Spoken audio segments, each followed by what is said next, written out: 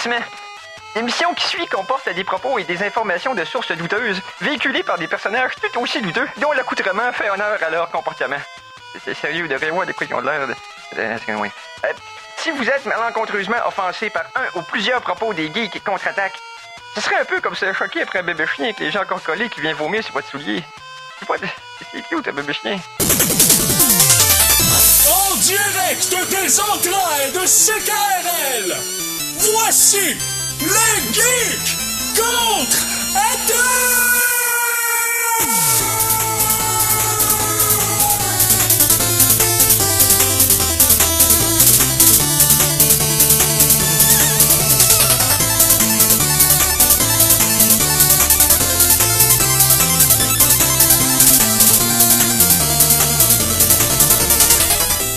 Samedi le 25 février 2017, bienvenue à cette nouvelle édition des Geeks Contre-Attaque.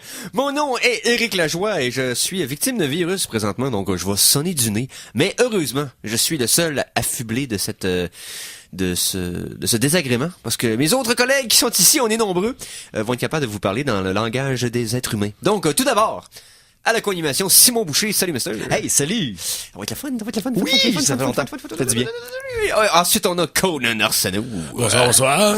Et de retour de long congé avec nous, Stéphane Goulet. Salut, mister. Yes, salut. Et à la mise en onde, Mikey G. Non, c'est le langage humain, c'était un gag. OK. Je suis tellement content que c'est pas moi qui me mette les pieds dans la bouche en premier. Je me suis auto-censuré, regardez bien ça. C'est bon, ça. OK, on y va tout de suite en actualité? Pour apprécier les meilleures sources d'informations, vous devez vous exposer au pire. Voici les Geektualités. Alors, les geektualités, beaucoup de choses relativement pas pires qui se sont passées cette semaine, mais qui s'en viennent aussi. Alors, on commence par quoi, messieurs? On va Rubrique nécrologique. Je prends pas de chance. Y a-t-il quelqu'un de mort récemment? Que je suis pas au courant? j'ai pas rien de non, j'ai pas... J'ai en train de regarder, justement, je regardais si j'avais quelque chose de mort dans mon sac à malice, parce que c'est toujours le fun de commencer avec un décès. Ah ben, on pourrait parler de quelques... non, c'est pas vraiment mort. Et j'ai de la misère. Tu parlais pas de Twitch tantôt? C'est geek, ça, Twitch? Ah oui, mais j'ai pas les détails. Ah, ok. C'est juste anecdotique. Mais oui, si vous voulez qu'on parle de mort, quelqu'un... vous connaissez un peu être un YouTuber, un Twitcher, un streamer, c'est quand même, c'est dans le fond les gens qui diffusent des vidéos et des jeux vidéo. C'est très demandant, surtout qu'une plateforme comme Twitch qui est ouverte 24 heures sur 24, les gens s'attendent à ce qu'il y ait du contenu en permanence. Un YouTuber professionnel ou un Twitcher, surtout un Twitcher professionnel, ben tu t'attends quasiment d'avoir du contenu en permanence, fait que ça pousse des gens à l'extrême. Donc, il y a des gens qui sont fatigués et je vais retrouver le nom exact là tantôt, mais récemment, il y avait une diffusion pour la charité et puis c'était un long marathon de plusieurs heures, si pas jours, et il y a un diffuseur qui est décédé durant le marathon. Effectivement, il est décédé après 20 heures de Twitch consécutifs. Il a fait seul. D'ailleurs, j'ai déjà expérimenté de mon côté là sur notre Twitch. On a déjà fait un 12 heures, on était deux et à la fin, on était dépressif et suicidaire. Mais il est mort de quoi en tant que tel? De déshydratation? Je ne le dis pas, malheureusement. Il est sorti du Twitch là, pour aller. Les gens pensaient qu'il est peut-être allé aux toilettes ou qu'il s'était endormi. Je pense qu'il a été s'en smoker une. Oui, c'était du nom. Son nom, c'était Brian Vigneault. Qui ramassait de l'argent pour un Make-A-Wish, dans le fond. Vigneault comme un Québécois, comme Gilles? Dans l'enfant, Make-A-Wish, c'est l'équivalent de rêve d'enfant, en français, et puis après 20 heures. Ouais. Donc, c'est difficile. Il y a eu beaucoup d'articles qui sont sortis récemment parce que le système, justement, est fait pour uniquement que ça puisse être intéressant, payant, puis avoir de la renommée si tu le fais sans arrêt, ou presque. Et puis même, Twitch avait une nouvelle situation, tu pouvais commencer même à Twitcher live de ton téléphone, mais pour ça, il fallait que tu aies un nombre certain de personnes qui te suivent. Pour que des gens te suivent, il faut que tu diffuses sans cesse. Fait que c'est un cercle sans fond qui amenait des gens vers une situation vraiment pas saine. J'espère que c'est des cas comme ça qui vont faire que la plateforme va changer avec le futur. Oui, parce que dans le fond, c'était un défi 24 heures. Donc, il était supposé twitcher un jeu 24 heures d'attente. Puis, comme tu disais, à la 22e heure, parti pour une cigarette et n'est jamais revenu sur ces deux jeux. Je vous le dis, faites pas ça. Surtout si vous commencez à twitcher, ne faites pas plus que 2 à 3 heures à la fois au début. Là. Puis après coup, vous allez voir vos propres limites là, parce que c'est véritablement demandant. What? Non, non. Vraiment des, demandant. des gaming sessions, on en a tous fait de plus que 6 heures non-stop. Chacun ici, là, dans la pièce. Là, Plus que on a 6 heures, tous quelle été sorte de assis. chiffre de lopette que Mais c'est C'est ça? mais c'est ça, là, je veux dire. Ce n'est pas- ce n'est pas que de jouer, c'est de- Mais 20 C'est ça qui est heures, ça commence à difficile, être long. parce que c'est pas juste jouer, parce qu'il faut que tu Ouais, tu faut que tu t'interagisses entertaines, avec ouais, une effectivement. audience qui écrit des choses. Il faut que tu trouves des choses entertaining. C'est comme C'est vrai, un c'est show vrai. d'humour de 20 heures Sans non-stop. compter qu'on sait pas qu'est-ce qu'il a fait les jours avant. Ouais, Si c'était négligé les jours avant puis qu'il Ouais. passe sur une chire de 24 heures par la suite, je te dirais ça Et pourrait puis, être en juste plus, le 45 gallons d'eau qui fait Souvent, déborder le pour ventre. faire des situations comme ça, ben tu te, pardon mon expression, mais tu te crainques comme tu peux. Donc, il y a ouais. peut-être des drogues ou d'autres substances là-dedans, ce serait pas impossible, parce qu'ici, c'est en guillemets un sport de performance, donc je serais pas surpris que la personne ait tombé là-dedans. Et donc voilà, alors nos sincères condoléances de geek à Brian Fignot. Oui. Hey, on pourrait pas continuer à parler un petit peu de mort, mais c'est pas vraiment la mort de quelqu'un, c'est la mort d'un projet qu'on avait parlé de quelques semaines / mois. Ouais. Vous vous rappelez du projet ARA? Comme le perroquet? Presque. C'est, dans le fond, c'est Google qui avait ça. C'était les téléphones modulaires. C'était Oui. une plateforme de téléphone cellulaire où Google voulait faire que, bon, t'achètes une base qui est comme c'est comme une structure dans laquelle que tu cliques, t'insères un écran, après ça une batterie, puis des modules, dépendamment de ce que tu as besoin. Si toi, tu as besoin d'un bon module caméra, il peut être plus gros. Si tu as besoin de modules de batterie supplémentaires ou si tu as besoin d'un module qui a je sais pas moi, un harpon, ben tu mets un module à harpon. Mais c'est justement ça qui était drôle parce que quand Google voulait sortir le projet, parce qu'ils l'ont finalement tué parce que ça faisait des téléphones trop gros, pas assez solides, et puis ils étaient pas capables de compétitionner sur le prix sur des téléphones qui étaient faits d'un seul bloc. Parce que je veux dire, déjà qu'un téléphone cellulaire haut de gamme, c'est extrêmement dispendieux. Le projet là était un beau rêve, un petit peu amener la modularité du PC dans le téléphone, mais pour faire des petits formats de téléphone, c'était pas une bonne idée. Et puis Google cherchait qu'est-ce qui pourrait être cool, comme le module le plus étrange. Fait qu'ils ont demandé à une firme de faire un des modules les plus étranges possibles pour la sortie du téléphone, qui est jamais sorti, mais quand même, il y a eu de la recherche qui a été faite. Il y avait un module, ils ont pensé à un module qui pourrait envoyer de l'encre pour faire des graffitis, des choses comme ça. Finalement, ce qu'ils avaient créé, c'était un module qui avait une lumière, et à l'intérieur, il y avait un micro-aquarium. Et à l'intérieur de l'aquarium, puis il y avait une loupe. Fait que dans le fond, la lumière s'allumait, puis ça projetait dans ton micro-aquarium sur un mur ou sur une surface. Et dans l'intérieur de l'aquarium, il y avait ce qu'on appelait des tardigrades, qui sont des ours d'eau. C'est un genre de microscopique de créature qui ressemble à un petit nounours, mais avec une bouche en ventouse monstrueuse. Sont indestructibles. Oui, ces créatures-là sont presque intuables. C'est pas presque, ils résistent au vacuum de l'espace, à toutes les surfaces aux plus grandes pressions, ça résiste à tout. Indestructible. Yes! Le corps est quasiment composé d'eau. Tant que donc, tu pouvais avoir un micro-aquarium dans ton téléphone. Wow. Ben, finalement, ils ont pas fait le procédé. Fait que, dans ce cas-ci, c'est pas une chronique néprologique, parce que probablement que les tardigrettes ont pas décédé parce que c'est pas tuable. Mais ils sont peut-être juste dans une boîte quelque part. On appelle ça des nanours, c'est comme des nanours. Nice. On en avait parlé ici, là. Il y en avait, Des nanoursons. il y en avait envoyé dans l'espace pendant 20 ans, gelés, séchés, ils ont dégelé, desséché, aucun problème. Eux autres, comme, ok, ils revenaient d'une petite Sur une armure en nanourson. Oh, ça va être solide. Indestructible. Ça va être solide. Ouais. Hey, Ouais. on va parler du gros nanourson dans la pièce. C'est-à-dire, Le système trappiste. Oui. C'est quelque chose, ça. Oui. Premièrement, je tiens à spécifier que au début, je pensais que c'était un addon, mais non. Il est vraiment nommé le trappiste vient vraiment en honneur des bières belges faites par des vieux moines défroqués, les frères trappistes. Oui. Non, ils sont pas tous défroqués, Ben mais absolument avec beaucoup de bière, tu défroques. Ouais, c'est ça. Non, c'est Plus ça. facilement, disons. Avec Google, t'en genre de gaz autres vont t'en parler, là, regarde. Ils ont sûrement plein d'anecdotes. Donc, Mais de quoi Donc, parlons-nous ici? Ça venait pas de l'amiral Akbar, là, quand il disait It's a trap? Oui, Je exactement. pensais que ça venait de là. Ouais, non, c'est ça, c'est un système oui, exactement. Non, mais donc, qu'est-ce que c'est que le système trappiste? À 40 années-lumière d'ici, c'est un système solaire avec, c'est un soleil très petit. C'est une naine brune. Oui, c'est ça. Merci. Non, C'est ça, on s'est tout retenu. C'est une étoile environ de la taille de Jupiter. Oui. Extrêmement froide. Donc, les planètes peuvent être collées, mais quand même pas être en train de fondre sans cesse. Puis, Donc, oui, on a découvert 7 exoplanètes d'un seul coup. Ouais. Oh oui, C'est quand même énorme. Moi, c'est la grosse nouvelle que la NASA avait annoncée un peu plus tôt cette semaine. Et ce qui est intéressant là-dedans, c'est pas juste que c'est 7 exoplanètes, c'est qu'ils sont toutes dans une zone habitable. Non, il y en a Oui. 3 dans la Trois zone dans une zone habitable, mais les 7 ont à peu près la taille et la densité de la Terre. Oui, puis sont à moins de 30 années-lumière d'ici, donc... Ça se fait très vite. Non, Question cosmique. 40 années-lumière. 40, ok. Bon, je pensais que c'était au 24, mais en tout cas... Autour de 40 années-lumière, c'est quand même juste... c'est une pinotte là, sur l'échelle cosmique, là, c'est quand même proche, donc... Sauf qu'on n'a pas encore les moyens de s'y rendre, Ah, évidemment, la question mais... de temps. Non, c'est ça. C'est, J'avais pas les moyens d'aller aux États-Unis quand j'étais kid, j'étais juste en vélo, puis j'étais capable d'y aller depuis, là. Il y a des Question de temps, Mais quelque chose de drôle, une drôle de coïncidence. Je sais pas s'il y a des gens d'entre vous qui connaissaient le jeu Elite Dangerous. Oui. Bon, pour ceux qui le connaissent pas à la maison, c'est un simulateur spatial. Donc, tu as un vaisseau, tu fais ce que tu veux. Tu vas tuer du monde, tu es un pirate, tu fais des échanges, tu explores la galaxie. Et eux, ce qu'ils ont fait, c'est qu'ils ont pris des données galactiques connues et la simulation a créé un univers basé sur les constellations et les étoiles qu'on connaît. Et puis, ça l'a utilisé un système procédural pour créer le reste à partir de statistiques galactiques. Mais qu'est-ce qui est plus dense, moins dense, tout ce qu'on connaît pour pouvoir faire un système. Et quand ça a été découvert, le créateur du jeu est allé dans la zone et environ à quelques années-lumière de là, ils ont trouvé un système avec une naine brune. Wow. Et dans lequel il y avait 7 planètes, dont certaines qui tournent autour d'elle, mais il y en avait 3 aussi qui étaient, dans le fond, soit des mondes d'eau ou des mondes style Terre.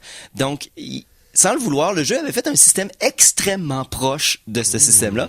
Et dès qu'il y a une grosse découverte astronomique, absolument, le jeu va refléter ça. Quand on a eu des nouvelles images de Pluton, ils ont changé le look de la planète. Du corps céleste en conséquence. de l'astéroïde maintenant. Ouais. Donc là, avec la prochaine patch 2.3, ils vont prendre ce système-là, ils vont le placer à la bonne place, ils vont le renommer justement Trappist 1 et ils vont faire une simulation de ce qu'on connaît sur ces planètes-là. Wow. Donc, c'est donc ben hot. Ah oui, non, c'est ça. Là-dessus, c'est vraiment le fun. Je pense que dès que j'aurai fini mon voyage vers le centre galactique, ça fait genre quasiment 2 semaines de jeu, puis je suis même pas rendu à la moitié. Je vais aller faire un tour là-bas. Si je me trompe pas, c'est dans ce jeu-là qu'ils ont découvert des aliens pour la première fois. Puis que c'était pas supposé d'avoir dans le jeu du tout. Non, non, c'est pas dans le jeu, mais c'est parce qu'ils oui, c'est pas dans le jeu. Ça avait pas été révélé au début du jeu. Le jeu tournait pas autour de ça du tout. Non, mais ça. ce qui arrive, c'est que c'est une vieille série, hein. Elite a sorti en 84, puis ces extraterrestres-là sont dans le premier jeu. Ah, Depuis le premier jeu, ils sont toujours là, les Targoïdes. Donc, dans celui-là, il y en avait pas eu encore. il n'y en avait pas de encore, ça. mais il y avait des indices depuis longtemps, il y avait des artefacts inconnus, il y avait un vaisseau écrasé à une place. Donc, ça fait longtemps qu'ils ont semé une piste, mais ouais, là, le premier contact a été fait. Il était 14. On fait une petite pause musicale? La chanson de la semaine! Alors, la chanson de la semaine numéro 1, je vais tout de suite tasser ça de côté pour passer à d'autres choses pendant les émissions. C'est-à-dire, ma chanson hebdomadaire de chez Overclock Remix. Quelque chose qui est sorti cette semaine, dans le fond, du jeu Super Smash Bros. Brawl. Donc, c'était la version qu'il y avait à la Wii, si je me trompe pas. Donc, exactement, celui à la Wii. Et le Brawl, donc, c'est la pièce Bramble Blaster. Et c'est un genre de tune rock progressif à la Pink Floyd, King Crimson et tout ça. Là. Ceux qui aiment ça vont être dans ce genre de ballpark-là. Oh oui. Du remixeur AJ Di Spirito. Et on écoute ça sur les ondes de CKRL 89.1.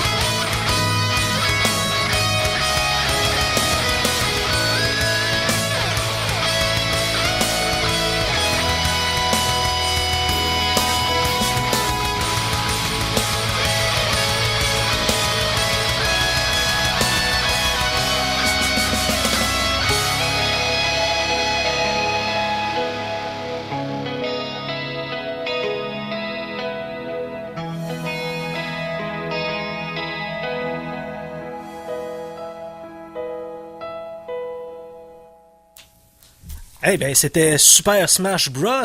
Brawl et la pièce, le nom de la pièce, hein? C'était incroyable. Tu sais, quand on dit Super Smash Bros ou Mario Bros, c'est bien la preuve qu'on est comme... c'est vraiment un mot qui est purement québécois parce que... Je l'ai tellement dit souvent étant jeune que même si je parle en anglais presque correct, je peux pas dire Mario Brothers. Ça marche pas. Il faut que je dise Mario Bros. Puis là, ça marche plus. C'était Bramble Blaster, by the way. Oui, t'as raison, Conan. Il y a plein de québécismes comme ça. Pourquoi on dit Washington, mais on dit pas Boston? On dit tout Boston. C'est vrai. C'est quoi ça? Washington. On devrait dire Washington. Moi, je sais pas qu'on dise Washington. Oui. J'ai longtemps pensé que Mario Bros, c'était son nom de famille. J'ai longtemps pensé ça, là. Ah, okay. Quand j'étais jeune, là. Oui. Ça fait peut-être pas une douzaine d'années à peu près que c'est quand même mieux que Mario. Ben, c'est ça, parce que son famille, c'est Mario. Mario. Hey, en passant, savez-vous pourquoi Mario s'appelle Mario?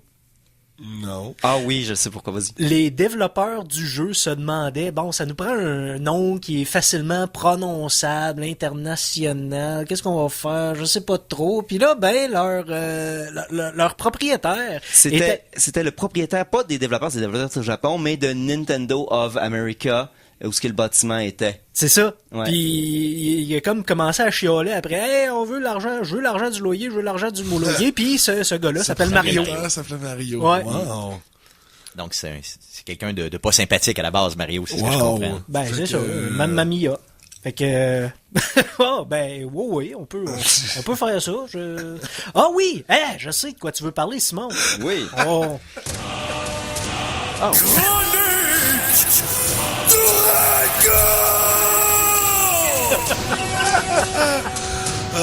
C'est parce que pour chers auditeurs, Simon essayait de communiquer à Mikey. Un animal, parce que c'était pas celui-là. Ah non, je sais. Eric vient d'arriver. Chronique!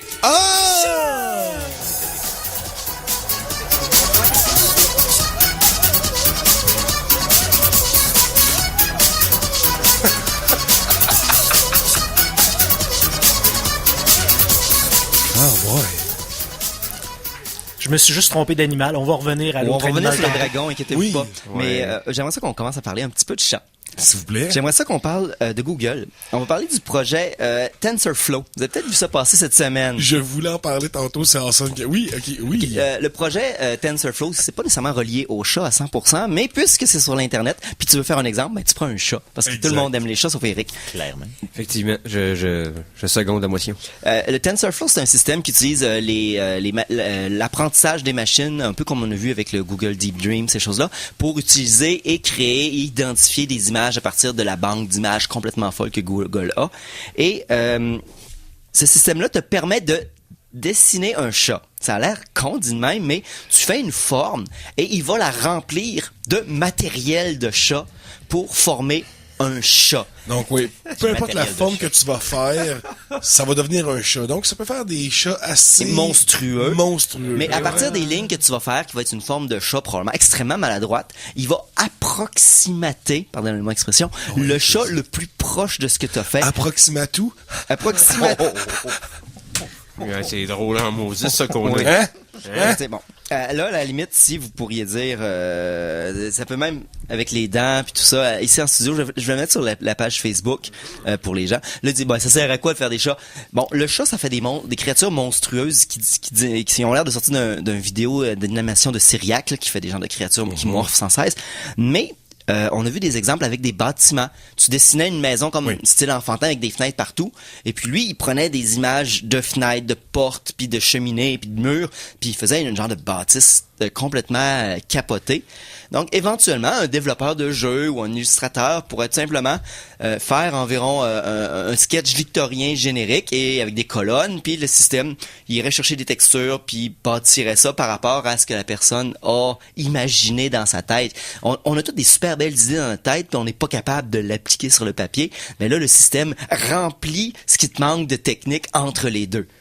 On peut faire une machine artistique, c'est ça que je comprends. Là, donc, rendre la machine artiste. C'est le genre de choses qu'on n'avait pas, mais que Félin qu'on invente. Exactement. On est fort sur les jeux de mots de chat aujourd'hui. C'est extraordinaire. Mais Mais là, moi, j'attends juste de voir maintenant tu sais, il y a pas longtemps, là, je sais même pas si on avait parlé, les gars, mais il y avait un robot qui avait passé le test du CAPTCHA. Tu sais, les tests qu'il faut passer pour prouver qu'on est des humains, là. Soit c'est écrire le mot C'est qu'on pas voit. le test de Turing, là? non, c'est autre chose complètement. Ça, c'est autre chose. En fait, le test de Turing, c'est pour savoir si c'est intelligent, l'autre, c'est savoir si c'est une machine. Ah, ok. C'est un peu quasiment le contraire, si on veut. Mais, donc, les CAPTCHA. Donc, ça, c'est les petits, Les dessins comme tout brouillés. Ouais. Avec l'écriture tout croche, Ah, que ouais, tout le monde est ouais. capable de lire, mais Ou que la l'ordi case à le reconnaît cocher, pas. je suis un humain. Je suis un humain. Des fois, ça peut être aussi une sélection dans une image de quelle portion de l'image contient, mettons, un fenêtres. cheval. Ouais, voilà. Mais, donc, il y a pas longtemps, il y en a même certains qu'il faut que tu dessines quelque chose. Ils te demandent d'approximater, justement, un show. bonhomme. En fait, ils vont te montrer une photo, il faut que tu... On refait ça. Exactement. Mais donc, il y a pas longtemps, il y a je vais essayer de les trouver, le lien. Il y a un AI qui a réussi à passer le test, tu sais, plugué sur une caméra avec un accès à un espèce de bras mobile, donc il va aller cliquer à des endroits. Donc, il y a... T'as pas de compagnies qui veulent spammer des sites qui vont acheter cet AI-là. Ah oui, c'est ça le but. Mais c'est parce que c'est une machine physique, c'est ça qui est drôle, tu sais, c'est vraiment une machine qui break in une autre machine, mais en prouvant qu'elle est humaine. C'est parfaitement stupidement brillant. On est un petit peu ici dans créer du faux avec du vrai. Adobe est en train de travailler sur le Photoshop de la voix. Oh, boy. Oh, C'est oui. à partir d'assez d'extraits audio d'une personne, Oui. t'es capable de lui faire dire ce que tu veux. Ça, c'est inquiétant un petit peu. Et c'est C'est- extrêmement bon. Eux, ils disent que bien sûr, ils ont des systèmes comme pour faire des marques pour être sûr que tu puisses identifier si l'extrait audio est bon ou est pas bon, est vrai ou faux ou modifié, etc. N'empêche, on est proche d'un système qui peut, en entendant assez de ta voix, te faire dire ce que tu veux en extrait audio. Ça peut être soit horrible ou soit très intéressant, ou imaginez un petit peu comme on a vu récemment dans les films où on a des acteurs morts recréés digitalement. Ah. Fait qu'on Avoir va la voir bonne leur voix. voix en plus, ouais. Effectivement. Fait c'est quand même ici, donc tu pourrais dessiner un faux chat rempli avec faire de la fausse voix de ton chat mort et puis créer un genre de Frankenstein de minou artificiel qui serait capable de cliquer sur je ne suis pas un robot sur internet. Oui. On est rendu là. Donc, je allé voir un peu vite comme ça, de manière superficielle. Je suis allé voir d'où ça venait le robot. C'est un robot dans le fond qui a battu le CAPTCHA et c'est un robot qui s'appelle LOL Robot sur Reddit. Dans le fond, c'est un réditeur qui a construit un robot pour passer le CAPTCHA et le robot s'est fait aussi un account Reddit par la même occasion. Ben oui. Tout à fait. Pourquoi pas? Parlant de robots futiles, j'ai pas la nouvelle ici, mais j'ai vu ça cette semaine. Avez-vous déjà vu la machine la plus inutile au monde? C'est son nom. Oui, C'est une petite boîte avec un genre de petite switch. Et puis, quand tu actives la switch, il sort un petit bras qui se ferme la switch, puis le bras rentre. That's it. C'est tout. Là, c'est un système double.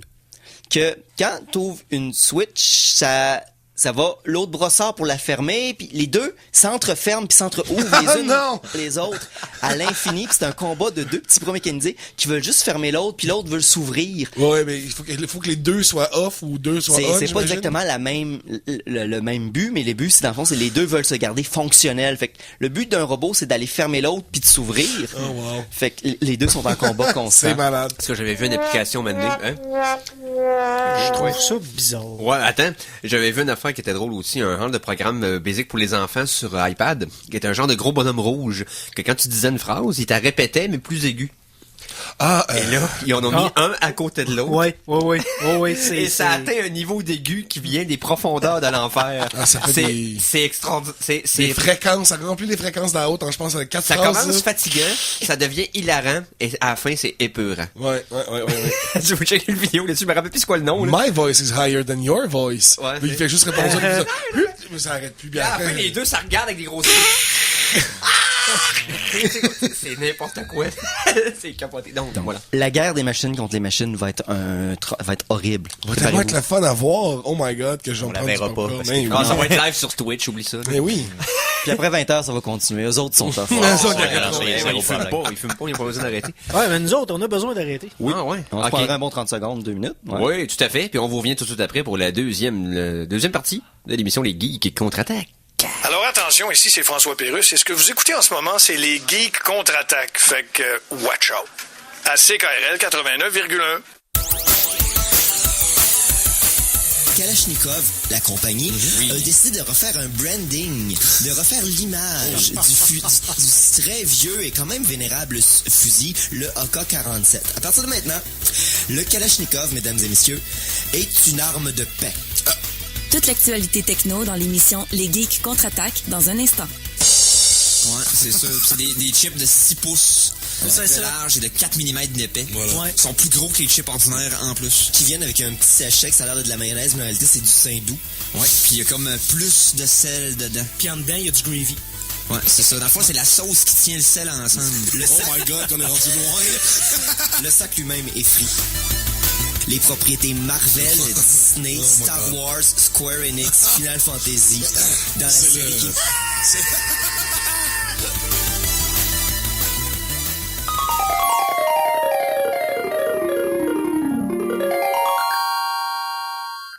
De retour de la pause, revoici les Geeks contre-attaque! Et nous sommes de retour à l'émission Les Geeks contre-attaque de ce 25 février 2017. Et on a fait une première demi-heure un peu n'importe quoi. Hey boy! Hein? C'est tellement pas comme d'habitude. Deuxième demi-heure, on parle jeux vidéo avec qui, mon chum? Afin de vous parler jeux vidéo, voici votre ambassadeur d'ArcadeQuébec.com, Stéphane Goulet!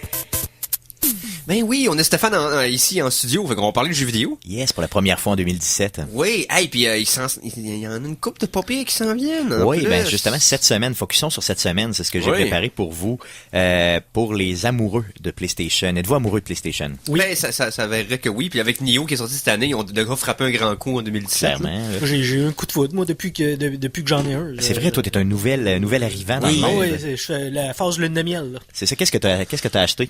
Ben, mes derniers achats ont été Resident Evil 6 et Final Fantasy X. Parce que j'ai du retard avant. D'ailleurs, mais t'avais commencé avec Final 15, je pense, avec ton achat. Là, oui, sauf que c'est ça, j'ai le goût j'ai le goût d'un turn-based RPG. Donc, c'est là-dessus que je me suis de toute façon, pour Final 15, c'était mieux d'attendre la fin mars parce qu'ils vont mettre la patch qui va changer. Ben, ils vont clarifier puis ils vont modifier un petit peu le dernier chapitre pour rendre l'histoire un petit peu plus facile à suivre. Parce que c'était un petit peu poussé rapidement, fin de développement l'exige comme tous les jeux.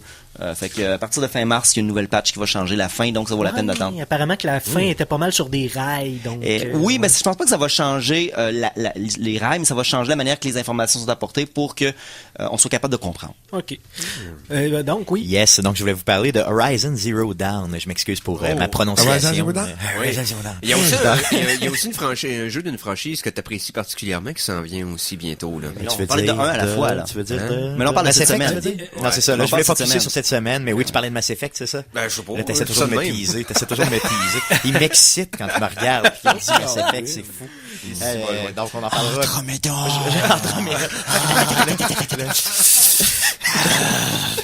On en reparlera. On en parlera dans les prochaines semaines, mais je voulais focuser là-dessus, puis sur la sortie de la Switch aussi, parce que bon, bien sûr, c'est cette semaine. Donc, allons-y pour PlayStation. Donc, Horizon Zero Dawn qui va sortir justement mardi le 28. C'est un jeu qui est disponible bien sûr PlayStation 4, mais PlayStation 4 Pro aussi. Donc, si vous êtes dans les chanceux qui ont pu, dans le fond, qui ont assez d'argent pour mettre la main sur la Pro, ben tant mieux. Vous pourrez le jouer en 4K. On a donc c'est un role-playing game à la troisième personne dans un monde ouvert mais qui a pas de multiplayer. Donc c'est vraiment un jeu qu'on peut jouer seulement. Donc j'adore les jeux à la troisième personne. Je sais pas si c'est plus dans vos cordes aussi. Là. Ça dépend des jeux. Dépendant du style de jeu, mais Shadow of Mordor est extraordinaire pour ce style de jeu-là, RPG monde ouvert. Pour ce qui est de les jeux RPG, généralement ils donnent l'option d'avoir les deux. Tu sais, je parle exemple des Fallout, tu peux être first ou third person dépendant de ton choix, mais les Dark Souls exemple qui sont des action RPG aussi. Moi je suis beaucoup plus à l'aise avec la troisième personne honnêtement que la première personne là. Généralement, je sais peut-être parce que je suis un peu plus vieux là. J'aime voir l'environnement dans lequel le personnage interagit. C'est le fun de pouvoir voir en arrière de soi. Exactement, c'est ça. Pour au cas où qu'il arrive quelque chose. Mais j'aime avoir le choix en fait. Moi je trouve ça cool les jeux qui permettent de faire les deux comme ça dépendant de ce que d'un point de vue développement, c'est un enfer. Yes, ça c'est sûr. C'est développé par Guerrilla Games, donc c'est un studio d'Amsterdam qui est connu pour Killzone. Donc, vous connaissez la série Killzone. Donc, c'est vrai, ils sont vraiment connus pour ça. Donc, un studio qui appartient en grande partie à Sony. Le jeu est en développement depuis 2011. Donc, puis on en a entendu parler pour la première fois au E3 2015. Oui, donc, c'est un jeu qui est vraiment attendu. Et les grands de ce monde, donc les grosses plateformes, ont eu le jeu la semaine passée. Donc, il y a beaucoup de critiques déjà qui sont sorties. Et j'ai pratiquement tous lu parce que j'ai fait le tour d'Internet au complet pour vous, bien sûr. Au complet. Je n'ai pas dormi ni mangé depuis 2 semaines. Attention, là. Fais pas ouais, c'est ça, je pourrais mourir. Donc, les points forts, que vraiment, c'est le graphique, le gameplay et l'histoire. Les gens disent, si vous aimez l'histoire dans un jeu, si vous aimez les graphiques et vraiment du gameplay là, quand même sur la coche, vous allez vraiment, je pense, adorer le jeu. Par contre, point faible, c'est vraiment la rejouabilité. Donc, tous les jeux comme ça qui ont pas de mode multiplayer, généralement, c'est ça. Donc, de mode New Game Plus, là, qui débloque une nouvelle difficulté. Donc, possiblement que ça va arriver un jour, là, qu'ils vont mettre probablement ça, mais pour l'instant, c'est pas le cas, là. L'histoire, pour ce qui est de l'histoire, un protagoniste féminin. Donc, déjà là, c'est quand même bien. Donc, une dame qui s'appelle Aloy, qui est une archère, qui évolue. C'est pas Brave? Non. Qui évolue dans un monde post-apocalyptique dans lequel il y a des créatures robotiques qui sont un peu partout. Quelque chose que j'avais lu d'intéressant, c'est pas un monde post-apocalyptique, c'est un monde post-apocalyptique. La préhistoire futuriste. C'est ça. Ça filtre. Il y a l'air d'avoir eu plusieurs apocalypses. Ou de la post-histoire, ça se dirait-tu? La post-histoire. C'est de la post-vérité. Ouais, possiblement. Donc, futuristique. Pour vous donner un peu une idée globale, là, IGN, il a donné 9.3 sur 10. Metacritic, on a 88. Polygon, 9.5 sur 10. GameSpot, 9 sur 10. Donc, on parle vraiment là, d'un jeu qui... moi, je l'ai acheté, ça fait déjà très longtemps. Il va se préloader là, dans les prochaines heures. Et là, le 28, je sais pas ce que je fais. Je vais jouer à ça, c'est garanti. Est-ce qu'il vous intéresse le jeu? Est-ce que vous êtes aussi hypé que moi? Oui, vraiment. Tu viens de me donner le goût. Ben, au pire, vous venez l'acheter à la maison pour pas l'acheter, puis après coup, si vous l'aimez, ben, tant mieux. Mais oui, définitivement, là, ça semble être un incontournable pour cette année, là, avec les jeux PlayStation. Puis, étant un fan d'RPG, je peux pas passer à côté là. Cette année, PlayStation, les jeux créés par les studios de Sony, à date, sont très bien partis avec ça, avec Nioh, qui a des très bonnes critiques. Je pense que ça va être une grosse année pour les jeux exclusifs Sony. Nioh, c'est un genre de Dark Souls asiatique. Dark Souls de samouraï. Exactement. Ouais. OK. Exactement. Et faut pas oublier aussi, là, il est pas annoncé encore en date, mais le prochain Spider-Man de Insomniac Games. Oui, il sera pas cette année, je pense. Il pourrait très bien sortir en 2019, Mais quelque chose d'intéressant aujourd'hui qui est sorti comme information, la gang de Marvel ont déclaré quelque chose à propos des jeux, parce que là, il y a Square Enix qui font un jeu d'Avengers, il y a Insomniac qui fait un jeu de Spider-Man. Ils ont déclaré qu'ils n'allaient pas sous aucune façon essayer de lier leur jeu soit à l'univers cinématographique actuel ou les histoires actuelles de bande dessinée. Ils ont décidé, une bonne affaire. On veut que les créateurs fassent... C'est comme des chefs de cuisine, on leur donne des ingrédients, ils font la soupe ce qu'ils veulent. Exactement comme Batman, les Arkham Asylum, qui vivent dans leur propre petite bulle avec l'éventail de villains pis d'alliés. Ça a été le problème. Les derniers jeux Marvel, ça a été Iron Man, c'était un jeu du film. Spider-Man, Amazing Spider-Man, c'est les jeux du film. C'était le problème des un des bons Spider-Man qu'il y a eu les dernières années, parce qu'il y en avait peu au travers de tous les jeux Spider-Man qu'il y avait eu, mais celui qui était Shattered Memories, qui était une histoire originale. Shattered Dimensions, qui était pas basé sur une série de BD ou whatever quoi, parce qu'il était original, c'est élevé au-dessus de la masse des jeux Spider-Man, mais tout ce qui était relié au film, c'était comme... Semi. Ben, c'est ça, c'est compliqué, là, surtout quand le matériel source c'est pas terrible. Tu sais, je veux dire, le dernier bon jeu... Je remonte un peu dans le passé, là, mais ceux qui tripaient sur le personnage de Wolverine, on s'attendait à un moment donné à un jeu extraordinaire qui nous parlait qu'elle allait avoir un jeu de Wolverine standalone, qui était relié au film X-Men Origin Wolverine. Et voilà. Tu as besoin de te dire qu'est-ce qui est arrivé? Oui, il y en a un. Il est correct, là, mais... Oui, il est correct. Mais la tech de régénération physique, parce que quand tu te bats, Wolverine se faisait blesser horriblement. Puis là, tu voyais toute sa chair se refaire avec les niveaux de muscles, d'os. Je trouve qu'il est vraiment underrated, là. C'est un des jeux oubliés de Wolverine que, enfin, tu fais Wolverine, que tu slashes du monde, tu sapes du monde en face. C'était le vrai Wolverine. Oui, exactement. Pour moi, le jeu était comme... pas assez fun que ça, mais la mécanique de combat était tellement C'est que intéressante. le jeu aurait pu, répétitif. c'est parce que le jeu aurait eu avantage à avoir son propre délai de développement au lieu d'être lié à faut que tu sortes telle date parce que le film sort telle Ah, ça, date. c'est sûr. Mais tout le ça temps le arrivera problème, pas avec les futurs projets Marvel, c'est ça qu'ils ont déclaré. Fait que Exactement. bonne nouvelle. Tant Bonne mieux, nouvelle, c'est ça. certain, oui. Allons-y pour la Nintendo Switch. On peut pas parler Ben de oui. sortie cette semaine sans parler de la Nintendo Switch. Oui. Donc, la nouvelle console de Nintendo qui sort vendredi le 3 mars. Je pense que vous aviez déjà eu quand même une bonne critique là, je pense que c'est Sabrina qui était venue ici là, pour en parler Qui en a il y a parlé déjà un peu, quelques semaines ouais. quand c'est sorti. Je veux qu'on focus sur les jeux. Donc, est-ce qu'il y a des jeux qui sont annoncés, qui vous intéressent. Je vous en nomme une coupe. Donc, il y a 12 jeux qui sont annoncés pour la sortie, donc vendredi. Comparativement à la Wii U, il y en avait 23. Donc, vous voyez, c'est déjà une baisse. Là. Donc, on a bien sûr Zelda qui va sortir, donc que j'ai déjà acheté d'ailleurs. Il y a One to Switch. Je sais pas si vous avez entendu parler un petit peu de ce jeu-là. C'est le Wii Sport de la Switch. Dans le fond, c'est plusieurs minigames, des petits jeux rapides utilisant les contrôleurs Joy-Con Celui avec les genres détachables. de jeux de boxe avec les poids qui tirent. Non, ça, c'est une autre chose. Ça, c'en est C'est un autre jeu. Ouais. Exactement. One to Switch, c'est vraiment plusieurs types de petits jeux qui utilisent les petites manettes qui ont qui ont des gyroscopes à l'intérieur et des choses comme ça. Exemple, un jeu de cowboy, un contre l'autre, là, où on se tire dessus. Un peu la là. mentalité WarioWare, mais en plusieurs petits styles de jeux. WarioWare, c'était surprenamment le fun, ce jeu-là. Ben, c'est un peu comme ça, c'est ce qu'on essaie d'aller chercher. Il y a Just Dance 2017 aussi qui va sortir dessus. Shovel Knight, qui est dans le fond un indie game quand même connu. Skylander Imaginator, qui va sortir aussi en même temps. Puis on a plusieurs indie games là, qui vont sortir, plusieurs jeux de puzzle un peu moins connus, mais qui, je crois, peuvent quand même faire la job. Là, je peux vous en parler un peu. Là. Il y a Sniper Clip, qui est un jeu de puzzle développé spécifiquement pour la Switch. On a un jeu de course en vaisseau aussi. Un autre jeu développé spécifiquement pour la Switch. Super Bomberman, qui va sortir aussi pour la 34e année. Ça célèbre la 34e année de la sortie du jeu, donc ça nous fait vieillir un peu. Hein. Clairement. Après coup, un Japanese RPG aussi qui sort, qui s'appelle I Am Sepsuna. Je m'excuse, je suis pas... Oui, il était sorti sur console PC il y a quelques mois. Que je l'ai vu c'est un peu inspiré de Chrono juste pour le style de combat. Et c'est pareil. Si vous aimez les choses moroses, tristes et déprimantes, mais dans le bon sens, allez-y 100%. Yes, développé par Square Enix aussi. Et c'est pas, tu sais, c'est vraiment Japanese RPG. Et quand on dit là, inspiré de Chrono Trigger, là, c'est pas nous qui le disons, c'est même sur leur site, c'est dit. Là. Donc ils s'en cachent pas pantoute. Human Resources Machine aussi, qui est le jeu indie d'un petit puzzle game là où à tous les tableaux on doit faire ce que le boss nous demande de faire. Je l'ai sur mon téléphone. C'est un jeu de cellulaire qui coûte genre 2$. Fait que je sais pas comment ils vont le vendre. Mais c'est le fun, c'est pour apprendre à programmer. C'est fait par la gang qui ont fait le jeu avec les petites globules d'huile. World of Goo. World of Goo, ouais, c'était le fun. Ouais, World of Goo. Donc, je sais pas combien ils vont le vendre aussi, mais en tout cas, c'est déjà je l'ai payé disponible depuis 3$ sur mon 2015. téléphone. Donc, je payais pas plus que 3$ sur la Switch. Little Inferno aussi, un petit jeu indie, là, un sandbox avec, c'est ça exactement, qui était déjà sorti en 2012 sur PC, Wii U et tout ça. Donc, on réchauffe du stock un peu, là, vous voyez. Si tu me permets, c'est une petite parenthèse. Il y a aussi un jeu indépendant qui est sorti cette semaine que certaines personnes suivaient le développement depuis un temps. Hollow Knight. Je sais pas si vous aviez vu les trailers de ça. C'est un jeu, un genre de Metroidvania qui a une esthétique extraordinaire. Là. Il est vraiment beau, vraiment. Ça rappelle un peu le mode de Cave Story avec Castlevania mélangé. C'est bizarre. Le jeu visuellement est sorti sur Steam cette semaine, donc vont peut-être sortir sur certaines consoles aussi. Surveillez ça, les critiques sont super bonnes jusqu'à maintenant. Hollow Knight, H-O-L-L-O-W. Chevalier vide. Ouais, Chevalier vide. Ok, c'est pas le compagnon de Shovel Knight là. Non, pas du tout. J'avais une question pour vous. Je voulais savoir, est-ce que si vous aviez, revenons à la Switch, est-ce que si vous aviez à l'acheter la Switch, si quelqu'un vous arrive puis vous dit ok, je l'ai, le full price pour vous, est-ce que vous êtes hypé, est-ce que vous l'achetez?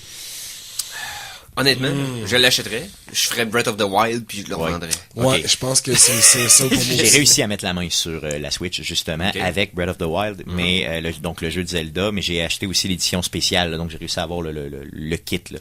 Est-ce que je me suis fait avoir? Est-ce que je me fais avoir avec seulement 12 jeux qui sortent? Là? Ben moi je pense pas parce que bien sûr les sorties Nintendo, la sortie d'une console Nintendo, c'est habituellement toujours décevant côté quantité de titres. Ouais, c'est vrai. Souvent, c'est dans la première année que ça se développe. Moi, personnellement, j'ai jamais eu de console Nintendo quand j'étais jeune. Fait que Zelda, moi, ça me dit rien. Vous me disiez Zelda, ça me passe 5 pieds au-dessus de la tête. T'as Vraiment, pas d'attachement à la série dans le vraiment, fond. pour moi, il y a rien. Et puis, la Switch, je veux dire, j'ai vu les formats, c'est une belle console, mais c'est pas une console, c'est trop gros pour être portable. Ouais. Clairement. Honnêtement, c'est plus gros que la PSP. La PSP, c'est gros, c'est moins épais, mais c'est gros comme la manette de Wii U. C'est quand même une grosse affaire. Ben oui. L'écran est beau puis tout ça, mais si vous êtes un fan de Nintendo, probablement que c'est bon, puis c'est le genre de console que tu vas acheter juste pour les jeux Nintendo, mais sinon le monde attend de quoi sur cette console-là? Skyrim qui est sorti sur tout sauf les cellulaires quasiment. Il va y avoir Mario Kart de la Wii U reporté puis légèrement ajusté. Effectivement. J'ai Mario peur Kart un qui est supposé peu. sortir le 28 avril. Là, C'est pour loin, l'instant. là. C'est quand même très loin. Splatoon cet été, Splatoon 2, on n'a pas encore la date exacte. Sinon, tous les autres jeux, là, on parle de plus tard, là, donc en 2017, un jeu de FIFA, Minecraft en 2017, on sait pas quand, NBA aussi, Skyrim. Mario, y a-tu annoncé la date là, pour le nouveau on a, oui, ce serait au Fight. Donc, Fight? Mario Odyssey, Ouais. qui est, moi, mon coup de cœur, là. Vraiment, c'est pour ça que j'achète la Switch. d'ailleurs. Absolument, les gens qui ont une Switch parce qu'ils veulent la Switch parce qu'ils veulent absolument une console Nintendo, donc ils ont une Wii U, donc ils peuvent jouer Breath of Wild. Oui. Fait qu'à moins que t'aies de l'argent ou que tu sois craqué, joue-le sur la Wii U ou attends, puis Même achète la console dans 2 ans quand il va y avoir plus de Même titres. principe que quand Twilight Princess est sorti à la GameCube et la Wii. Et sur le coup, la Wii avait pas vraiment un bon line-up de jeux à la sortie non plus. Puis il y avait un phénomène de rareté extraordinaire. Fait que le monde préférait attendre. Avait joué à GameCube. Ça avait été mon cas d'ailleurs. Twilight Princess, je l'avais fait à la Cube. Et par la suite, après un an, là, il y avait un line-up de jeux intéressant. Je me puis suis les posé prix la étaient plus question, faciles. tu sais, j'avais acheté le jeu de Zelda justement sur la Wii U, exactement comme tu viens de nous le dire. Oui. Et j'ai un peu là quand j'ai eu l'opportunité d'avoir la Switch, là, vraiment j'ai fait le move. Là, je me suis dit, garde, go, embarque. Là. C'est pas que j'ai de l'argent, mais je suis un peu failé Non, justement. c'est ça. Non, c'est craqué. C'est correct. C'est craqué, ouais. Puis avec le style visuel, même si la Wii U est moins forte, ça va quand même être beau. Parce que c'est J'essaie de me le vendre en me disant que je fais beaucoup de train pour le travail, tu sais, j'essaie de me le vendre comme ça, tu sais, en disant que peut-être que... Tu rationalises. Ouais, c'est ça, je tente Oui, de le tout à faire. fait. Mon Hey, portefeuille essaie de le faire. on va faire une pause musicale très courte parce qu'on a déjà passé, on est rendu à 46, mais c'est une tune courte qu'on va mettre. Yeah! De quoi ça fait un bout que je veux. La chanson de la semaine 2! Et que tu me fais plaisir, Eric. Ah, merci. C'est parce que cette semaine, il y a eu une vidéo qui a comme un peu teasé le monde du mauvais bord, c'est-à-dire... Qu'est-ce qui nous a voy- titillé? Qu'est-ce qui nous a titillé? C'est-à-dire... une vidéo qui s'est promenée sur les médias sociaux disant « Voici peut-être un preview de la saison 3 de Rick and Morty » qui, dans le fond, était juste un montage de des voix de la série qui chantaient la tonne Never Give You Up. Never Gonna Give You Up de Rick Astley. Donc, on s'est fait rickroller par un montage. Je l'avais même pas écouté en plus. Je suis content de pas l'avoir écouté. C'est quand même le fun que le montage soit fait comme ça, c'est drôle. Mais ça me donnait le goût de vous faire jouer une chanson de la série Rick and Morty parce qu'on a hâte que la Moses de saison 3 sorte. Elle est présentement en train d'être dessinée. Donc, on se croise les doigts. Pour ce qui est maintenant, on va y aller, ça dure 1 minute, mais on va écouter Get Swifty de Rick and Morty au Geek contre-attaque. Oh yeah, you gotta get swifty. You gotta get swifty in here. It's time to get swifty. Oh, you gotta get swifty. Oh yeah. Take off your pants and your panties. Shit on the floor. Time to get swifty in here. Gotta shit on the floor. I'm Mr. Bulldops. I'm Mr. Bulldops. Take a shit on the floor, take off your panties and your pants. It's time to get swifty in here. New song, Swifty, double X, Swifty song coming at ya. It's the Swifty. Hey, take your pants off. It's Swifty time today. Swifty! Wow, ouais, c'est ça. Donc, c'est pas long, hein. Hey, gars. Fait que we showed you what we got. C'est-à-dire Get Swifty de Rick and Morty. Et on a tellement hâte. Aussitôt qu'on a des nouvelles sur la saison 3, on vous en parle. Ceux qui n'ont pas vu Rick and Morty, gâtez-vous. C'est Futurama c'est Futurama sur le speed, OK? Des concepts sci-fi capotés qui vont pousser à l'extrême. Puis au début, tu dis, c'est un petit peu n'importe quoi, ça se tient pas. Puis rendu à un certain point, tu te rends compte que ils ont fait n'importe quoi, mais ils l'assument, et puis c'est rendu dans la continuité. Puis là, t'as un genre de gros drame horrible sur les conséquences de tout ce qu'ils font depuis le début de la première saison. Oui. Là, tu commences quasiment à pleurer quand il dit à sa sœur, regarde par la fenêtre, je vous conterai pas ce qui s'est passé là, mais ça va être horrible. Ben, là. c'est dans mes plans, mais honnêtement, je voulais c'est juste 2 saisons. Là, c'est fait. C'est 2 saisons, c'est pas long pour te mettre à jour. Puis si moi de remettre un Futurama, tu peux pas. C'est corps et fruit dans cette ligne là, mais genre c'est stéroïde. On parle de Futurama, on parle de jeux vidéo, juste rapidement. Il y a eu confirmation qu'il y a un jeu mobile de Futurama qui s'en vient. C'est fait par des mauvais développeurs. Ben, pas des mauvais développeurs, mais c'est ceux-là qui ont fait, tu sais, des genres de free, des jeux gratuits où ça demande beaucoup de temps. Fait que je sais pas le style de jeu ça va être, mais les scripteurs originaux de Futurama, c'est eux c'est ces équipes-là qui vont faire le script du jeu. Il y a pas encore de date, ça s'en vient. Gardez les yeux là-dessus. Faut rester quand même faire attention. C'est comme le jeu de téléphone qui avait sorti justement de Rick and Morty, qui était un genre de clone de Pokémon, là, qui était pas si bête que ça, c'était le fun. Oui, avec des Morty et Pocket Morty. Ouais, c'est ça. Tu faisais battre des Morty entre eux. Ouais, c'était cool. Il y avait plein de types de Morty. Il y avait le Morty chat, le Morty mort, le Morty multivers. Ah, t'as pas vu ça, Stéphane? Je m'excuse. J'ai façon de t'organiser que tu puisses les voir en excellente qualité sans trop que ce soit d'effort. Ah oui, ok, bon, je pourrais. On s'en reparle. Sinon, Stéphane, y a-tu d'autres sorties cette semaine? Ou... Non, tantôt tu m'as teasé avec Resident Evil, tu m'as dit j'ai acheté le 6. C'est bien le 6 que t'as dit. Ouais. J'aimerais que tu puisses essayer le 7e, parce qu'honnêtement, c'est probablement, dans les dernières années, c'est sûr, c'est le jeu le plus épeurant. Donc c'est pas un jeu qui sort, mais c'est un jeu qui est sorti là, le mois passé. Je te le dis, franchement, si t'as 80$ à investir, c'est un 80$ très très bien investi. J'ai honnêtement là, je veux dire, eu excessivement peur, pas seulement peur. Stéphane, essaye-le en VR. Je te jure que si je l'avais fait en VR, je serais probablement pas là pour vous en parler. T'aurais 10 ans de plus, en tout cas. Ah oui, c'est sûr, là. J'ai déjà des poils blancs, mais là, je serais rendu blanc à grandeur, je vous le garantis. Intégral. Apparemment que c'est le Resident Evil qui se rapproche le plus de l'ambiance de, les cendres, là. Non, le jeu avec les cendres, là. Le Silent Hill. Bon. Silent Hill, puis Slenderman aussi un peu, oui, vraiment. C'est peut-être plus ça, je te dirais. Je te dirais que c'est comme le beau mélange de tous les bons côtés de la franchise Silent Hill, la franchise de Resident Evil, et peut-être justement l'avènement de tous les jeux qui sont sortis PC depuis quelques années. Là, on parle de Outlast, on parle d'Amnesia, on parle de ça.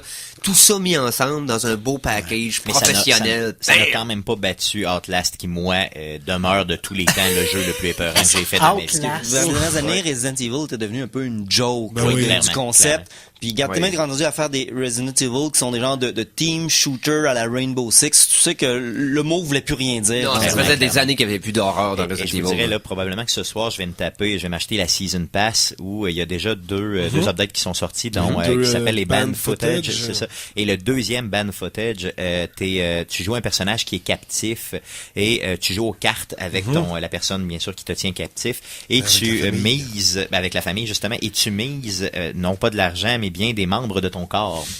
Donc, j'ai hâte de voir ça un peu, tu sais. En VR, ça doit être le fun. Ça doit être assez débile. J'y pense, puis honnêtement, je sais pas si je vais avoir le cœur assez solide pour le faire, là. Mais j'imagine que je vais me faire des VRG comme tu as dit la semaine passée. Avec Resident Evil que... je te dirais que comme première expérience VR, c'est pas le plus fun. Parce que les contrôles sont un peu contre-intuitifs, mais ça vaut clairement la peine. Bon, parlons de VR, si on est rendu là. Un jeu que c'est ça que j'ai essayé en VR récemment et que j'ai vraiment wimpé out. J'ai wimpé out. Ça s'appelle Blood Rage. Blood Rush. Qui est dans le fond un spin-off de Until Dawn. Oui. Until Dawn, le jeu de survival avec Claire de Heroes. C'était un jeu qui faisait beaucoup penser au Telltale. Dans le fond, c'est un jeu où tu prends des décisions et tout ça. Mais c'est survival horror. Exactement, c'est ça. J'allais à la maison d'ailleurs. C'est un shooter sur rail parce que t'es dans une montagne russe. Puis t'as deux fusils. Mais c'est ça, de temps en temps, il y a une espèce de fantôme femelle enragé qui te pop dans la face. Puis ça a eu raison de ma raison. Je regardais même plus l'écran, je tirais dans le vide à l'aveuglette. D'ailleurs, je t'ai vu jouer de l'extérieur parce que t'as été filmé par Conan ici. Il me l'a envoyé et j'ai ri pas mal. On a toujours l'air un peu nigo quand c'est très drôle que les développeurs d'un jeu VR se disent le monde a peur des roller coasters. On va mettre un jeu d'horreur dans une montagne russe juste pour voir. Tu sais, j'adore la prémisse. C'est parfait ça. Il va falloir que je trouve un terme là, pour l'expérience de Maki, parce que tu sais comme quand tu rage quit, tu sais, tu pitches ta manette. Comme quand t'es tellement fâché dans un jeu, tu sais, tu rage quit, tu pitches ta manette. Mais là, il doit avoir faut qu'on trouve un terme pour ça. Scare quit. Oh. Scarequité. Scare- Ouais, je pense que Non, c'est ça. squeeté. Parce que vraiment, je me souviens de ton état mental après. C'est arrêter de jouer à un jeu parce qu'on a trop peur. J'étais épuisé mentalement, ça me tentait plus. Je me souviens de toi, là, j'étais un petit peu inquiet, j'ai comme, Mikey, vas-tu bien? Tu sais, t'étais drainé, t'étais comme, non, je veux plus rien savoir, non, ouais, c'est... Ouais. Mais ça m'est arrivé une couple de fois, là, c'est normal, là. C'est un threshold normal au VR. Puis, à un moment donné, tu le passes. Puis des fois tu rêves à des jeux en VR, ça c'est un peu. Là j'ai fait mon premier rêve que j'ai rêvé une solution d'un jeu en VR, j'étais comme ça un petit peu trop joué là. Ben, j'ai même pas joué tant que ça, j'ai joué peut-être 1 heure au jeu, mais la solution était vraiment pas évidente. Ouais. Puis là j'ai rêvé parce que c'est drôle comment que l'immersion en point of view facilite justement les rêves là-dedans, dans le sens que tu sais. Bien sûr. Ouais. Je me souviens jamais d'avoir rêvé à jouer à des jeux vidéo, mettons, avec une manette, tu sais, à jouer des jeux vidéo dans mes rêves. Je pense pas. J'ai joué à Guitar Hero puis à Rock Band Guitar pas Hero. mal dans ma vie. Moi, j'ai ça quand je testais Guitar Hero à l'époque du 6. Des fois, je rentrais chez moi puis le soir, par-dessus mes rêves réguliers, il y avait des notes qui descendaient. Ah oui, mais c'est ça. Moi, ça j'aimais faisait ça à Jewel Quest que je jouais sur mon téléphone au début quand je l'ai eu, que je devenais addict. Puis là, je voyais des Moses de blocs péter ensemble en combo de 3. C'était comme, me fermer les yeux, vous voyez rien que ça. Bon, ben moi, ça a été Dr. Mario. J'ai tellement joué à Dr. Mario que aussitôt que tu tombes dans l'une, tu vois des pilules tomber. Hein? Oui, non, c'est clair. Ok, fair enough. Mais en tout cas, j'ai rêvé quel est le jeu? Ouais? C'était Psychonauts Flight of the Rhombus. Donc, pas Psychonauts 2 qui s'en vient bientôt, mais Psychonauts 1.5. Donc, c'est directement à la fin de Psychonauts 1. Exactement. Tu rentres dans le jet dans la fin du 1, puis c'est pas mal là que ça commence. Ben, c'est assez méta parce que Psychonauts raconte l'histoire de gens qui voyagent dans les rêves. Ben, dans les psychés du monde. Voilà. Donc, t'as comme fait. En tout cas, c'est. Ouais, non, j'ai trouvé ça drôle de rêver à la solution, puis évidemment, c'était la bonne solution que j'ai trouvée. Mais non, dans les derniers jeux VR que j'ai essayé, justement, le Psychonauts, c'était bien le fun. C'était un peu court, mais c'était bien le fun. Combien de temps, grosso modo? 1 heure, 1 heure et demie? Ouais, ben, je dirais, là, je suis sûr que tu peux le faire en speedrun dans 40 minutes, là, si tu fais vraiment comme tous tes clics au bord, tu sais, parce que c'est un look and click, là. Donc, tu regardes, tu manipules les objets, puis t'es places à des endroits. Mais toi, ça t'a pris combien de temps, mettons, réalistement, là, si t'as jamais vu le jeu? Moi, ça m'a pris un bon 2 heures. 2 heures, ouais. 2 heures, okay. Tu sais, mais il y a des moments que j'étais vraiment stocké. Je comprenais pas l'énigme, je comprenais pas qu'est-ce qu'il fallait que je fasse. Mais une fois que tu l'as fait, c'est comme, oui, c'est évident. Ben, c'est Moi, toujours je te dirais en 3D, là. J'aimerais ça en VR, là, qu'ils fassent un reboot de la franchise Myst. Mais ça serait pété en VR. J'ai commencé à jouer cette semaine, c'est le Witness. Est-ce que vous avez joué à ça? Tu aimais ça?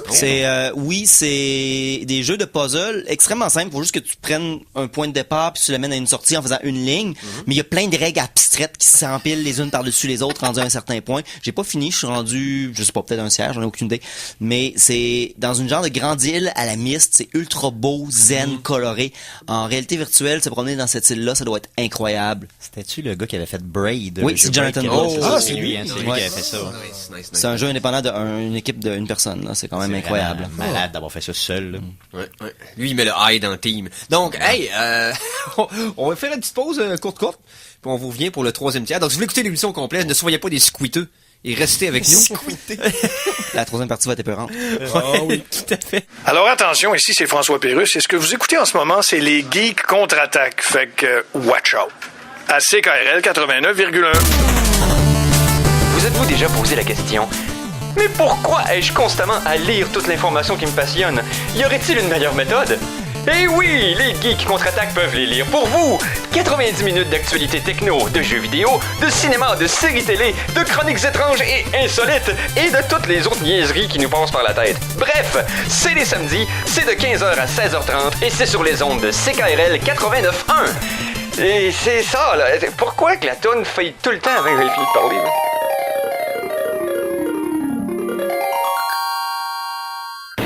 De retour de la pause, revoici les Geeks contre-attaque!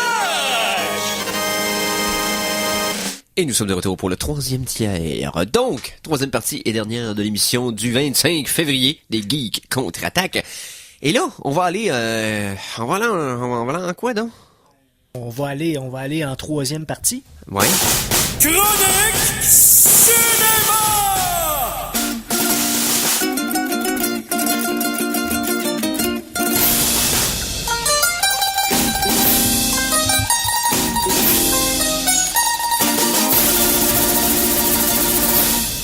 Alors, cinéma. Oh yeah. Et là, c'est ça que... Cinéma dit Conan. Entre autres, bien sûr. Donc, oui, on parlait de cinéma, un peu série télé, quelque chose. On va se promener. Série télé. Ça fait longtemps que je veux vous en parler. Vas-y, mon Mikey. Riverdale. Ben, tu nous en as déjà parlé? Non, j'en ai pas déjà parlé. Non, Pas en onde. C'est ça. Riverdale, qui est la série comme edgy, moderne sur Archie. C'est tellement étrange quand t'embarques là-dedans. Là. Oui, effectivement, c'est ça. Ça se passe au début des classes, lors des célébrations du 4 juillet. Jason Blossom, le riche, le roux riche de Riverdale, finalement, se fait est retrouvé mort. Puis là, il y a une enquête qui se passe. Ça commence avec un meurtre. Oh oui, ça commence avec un meurtre, comme finalement Twin Peaks un peu. Comme toutes les archis, hein? Bien sûr. À chaque fois, c'est un rouiche qui passe au bat. Mais c'est un rouiche, c'est un rouiche. J'invente des mots aujourd'hui. Est-ce que c'est trop teen, un peu emo, tout ça? Est-ce que c'est... Parce que me semble qu'on... Non, il y a une espèce de vibe.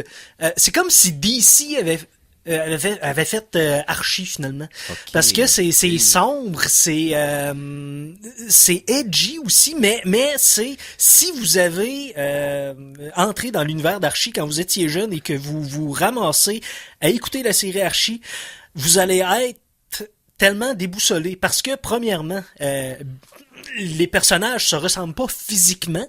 On s'entend-tu que le père à Archie, c'est un chauve bedonnant avec une petite pencil moustache? Oui. Mais là, il est fait par un gars qui jouait dans 90210. Comment il s'appelle? Bref, il se ressemble pas pantoute, là. C'est un beau bonhomme barbu, musclé, là. Tu sais, c'est comme, Betty. Betty a une sœur, apparemment. Betty qui est d'ailleurs sur les Adderall dans la série. Sur les antidépresseurs. Jughead, qui est une espèce d'emo avec une tuque avec des pointes juste parce qu'il y a un chapeau. Donc c'est pas Archie finalement. Non, quand même, ça reste dans le nom des personnages reste les mêmes. C'est à peu près tout. Donc faut juste le nom, c'est pas Archie. C'est un fanfiction écrit par un emo de 15 ans. À peu près ça. Mais l'affaire, c'est que au début, je me disais, bon, non, je veux pas aimer ça, j'aime pas ça, puis plus ça va, plus que je me suis comme laissé prendre. Laissé prendre. Fait que t'as un tatou de ça, là, ça que tu nous dis, t'as un tatou de Riverdale, là. Ben, je voulais vous le montrer. Regardez, les gars. Il est beau, hein? Faut vous le mettre sur la page. Ah, barnouche. Toute une raison pour enlever ton nez en studio. Ben oui, ben là, ça faisait longtemps. Oui, c'est ça. Bon. Ben, sinon, là, c'est ça. Donnez-y une chance, mais en même temps, non. Allez pas là. Tu me le vends pas, je pense. Non, faites pas ça. T'es comme un gars qui me dit qu'il aime fumer à cigarette, mais il dit commencez pas à fumer. C'est bon, là, j'aime ça, mais commencez pas à fumer. C'est exactement ça. Tenez-vous loin de la chose que j'aime. C'est ok. Bon. Parfait. Voilà, c'est tout. J'ai plus rien à dire. Ah, puis moi, je pourrais aussi vous parler vite là, d'une continuité d'une série télé que je suis depuis quelques années. La deuxième moitié de la 4e saison de Agent of Shields, c'est capoté. Ah ouais? Autant qu'il avait bien starté avec l'arc d'histoire de Ghost Rider pour les 8 premiers épisodes. Là, ça parti avec les LMD, dans le fond, les Life Model Decoy. Ah, ok. Mais c'est très, très intéressant ce qu'ils ont fait avec ça. Un épisode extraordinaire, le 15e. Je sais pas qu'est-ce qui va se faire. Faut que j'aie la patience d'attendre le 3e tiers de la saison, mais my God, là, sont encore sur la coche. Ah ouais. On a eu peur que ce soit cancellé dans les dernières semaines. Il y avait eu des rumeurs que ça allait pas être renouvelé. Donc, pour les fans, Agent of Shield, toujours sur la coche. Donc, on parle de quoi maintenant? Bon, ben, moi, j'ai écouté de quoi, les boys? Okay. J'ai écouté, Fantastic Beasts and Where to Find Them ou FBAWTFT. Hein? Qui est la plus longue abréviation ever. Ouais. Let's go, pourquoi pas? Non, j'aimais ça. Je pensais pas que j'allais aimer ça. Ça a l'air bon. Je suis pas un fan d'Harry Potter en partant. J'ai rien contre les films. Chaque fois que j'en ai écouté un, je les ai appréciés. C'est ça, c'est le spin-off de l'univers d'Harry Potter où ça se passe à New York dans l'ancien temps, les années 20. Exactement. Mais je pense que c'est un prequel dans le timeline d'Harry Potter. Prequel, mais ça se passe pas avec les mêmes personnages. C'est dans le même univers, la même c'est ça, mais ça se passe timeline. Avant les événements de Hogwarts. Exactement. Et puis, on suit Newt Scamander, qui est joué par Eddie Redmayne. Oui. Ed Redmayne. En tout cas, Monsieur Redmayne. Qui faisait la copie pathétique du bad guy de Stargate dans Jupiter Ascending. Exactement. C'est quoi? Ouais. Mais Ouais. quel bon acteur. Et donc, lui, il fait un gars qui se promène à travers les pays pour attraper les... en fait, il écrit un livre sur... Le livre qu'il écrit, c'est Where to Find Fantastic Beasts and Where to Find Them, parce que il y a un décret aux États-Unis qui toutes les bêtes magiques devront être tuées. Et lui arrive avec sa valise pleine de... Donc, de c'est comme bêtes un Pokémon Ranger. C'est legit un Pokémon Ranger qui se promène avec une infinite supply. Parce que, tu sais, il ouvre sa caisse, puis il peut rentrer dedans, puis dedans, évidemment, il y a l'univers fantastique. Tu sais, il y a comme un zoo en dedans, que toutes ces petites créatures sont là, puis sont toutes awesome.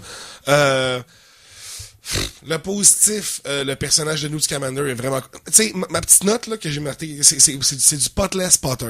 Fait que tu sais, j'étais content de voir un univers de magiciens avec, tu sais, bon, ils ont des wands là, puis tu sais, ils font des trucs.